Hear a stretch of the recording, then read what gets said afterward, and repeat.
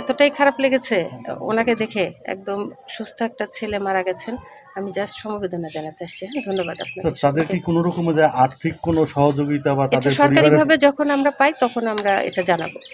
দীপ্তদের বাসায় এসেছিলেন, বৈষম্য বিরোধী ছাত্র আন্দোলনে শহীদ হয়েছেন এবং দীপ্তকে যারা মাদারীপুর ছাত্রলীগ এবং যুবলীগ যে হত্যার সাথে জড়িত এবং আইনশৃঙ্খলা বাহিনীর লোকও জড়িত, সেই ঘটনার কেন্দ্র করে ডিসি সাহেব তার বাসায় এসে তার বাবা মাকে সান্ত্বনা দিয়েছেন এবং এটুকু নিশ্চিত করেছেন এই ঘটনার সাথে যারা জড়িত তাদের প্রচলিত আইনে বিচারের ব্যবস্থা করবে এবং সরকারি সহযোগিতা যে অনুদান আছে সেই অনুদানগুলি দীপ্ত সহ শহীদ যারা হয়েছেন তাদেরকে পর্যায়ক্রমে দেওয়ার ব্যবস্থা করবেন।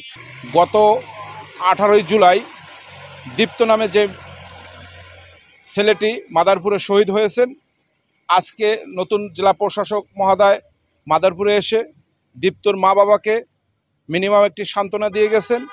আর তারা এটাও ইনশিওর করছেন তাদের এই দীপ্ত হত্যার সাথে যারা জড়িত তাদের আইনের আওতায় এনে দৃষ্টান্তমূলক শাস্তি এবং পরবর্তীতে সরকারিভাবে বিভিন্ন আর্থিক সহযোগিতার আশ্বস্ত ডিসি মহোদয় করে গেছেন। তার জন্য ডিসি মহোদয়কে আমাদের মাদারীপুর জেলা যুবদলের পক্ষ থেকে ধন্যবাদ এবং সাধুবাদ জানাই। নিশ্চিন্তে খান স্বাস্থ্যকর অল টাইম পান, অল টাইম হেলদি লাইফ।